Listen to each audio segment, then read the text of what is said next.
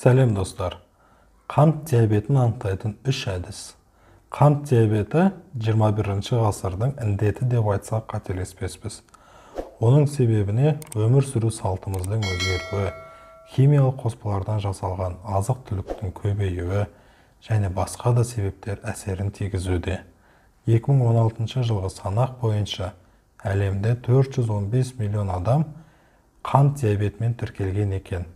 Ал одан бері бұл қаншалықты өсті және тіркелмегені қаншама. Сондықтан ешқайсымыз да қант диабетіне шалдықпайды деген кепілдік жоқ.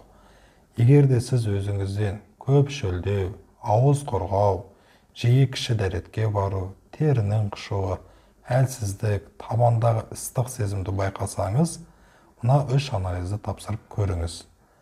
Бірінші, аш қарынға қанның құрамында глюкозаны анықтау. Бұл нормада 6,1-ге дейін болу керек. 6,1 мен 7-нің арасы диабет алды синдром деп аталады. Ал 7-ден жоғары болса, бұл диабет. Екінші анализ ПГТТ деп аталады. Пероральды глюкоза толерантты тест. Бұл деген аш қарынға қан тапсырған соң 250-300 мл суда ерітілген 75 грамм глюкозаны ішіп, 2 сағаттан соң қанды қайта тапсырады.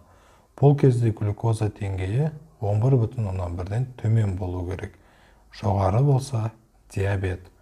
Үшінші тест гликозирленген гемоглобин деп аталады. Бұл дегеніміз, біз көмірсу жеген кезде қант қанның құрамына түсіп, эритроциттердің мембранасынан өтіп, реакцияға түсіп, гликозирленген гемоглобин пайда болады. Бұл гемоглобиндер ағзамызда 120 күн сақталады. Және осы күн аралығында қанттың қандай орташа деңгейде болғанын анықтайды. Нормада 6,5%-дан төмен болу керек. Егер де сіздерге осы видео ұнаса, лайк басып, комментарий жазып, және каналыма тіркелуді ұмытпаңыздар.